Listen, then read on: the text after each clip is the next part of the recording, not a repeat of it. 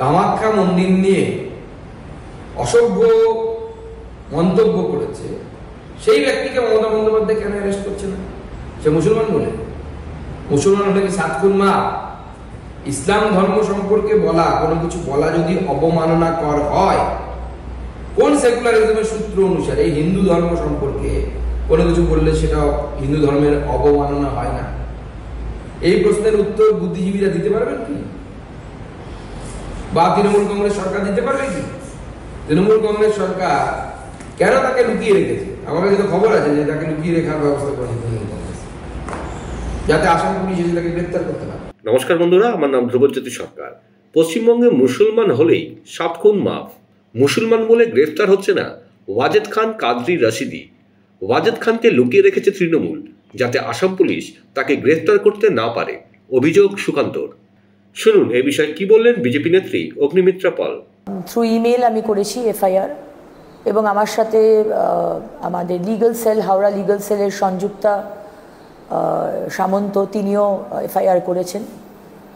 বিষয়টি হলো যে আপনারা জানেন যে শর্মিষ্ঠা পালোনি, তাকে একটি অফেন্সিভ পোস্ট উনি করেছিলেন মুসলিম কমিউনিটির এগেনস্টে।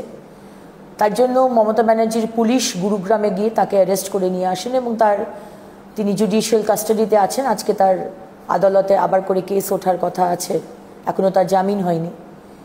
এবং শর্মিষ্ঠা পালোনিকে এগেনস্টে যে এফআইআর করে, যার কমপ্লেন আসে, স্কাই ফাউন্ডেশনের কর্ণধার, যার নাম হচ্ছে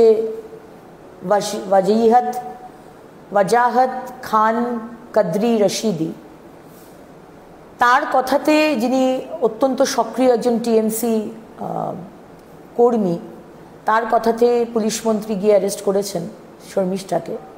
কিন্তু আমরা দেখতে পাচ্ছি এই ওয়াজিহাত খানের ফেসবুক পোস্টে বা টুইটারে উনি আমাদের হিন্দু ধর্মের দেবদেবী, মা কামাখ্যা, আমাদের ভগবান শ্রীকৃষ্ণ এবং বহু দেবদেবীকে নিয়ে অশ্রাব্য ভাষায় উনি গালাগাল দিয়েছেন।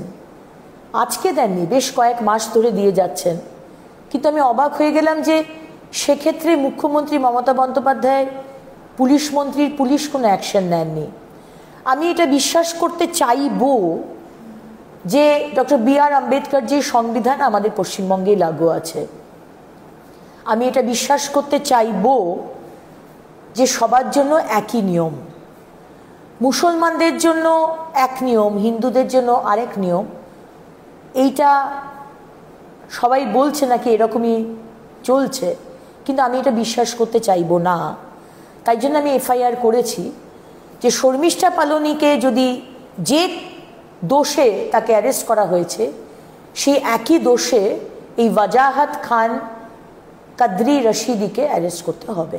A case has been registered against him, so our police will go to West Bengal and will request government of West Bengal to hand over him to Assam.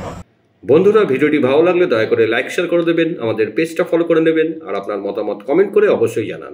ধন্যবাদ।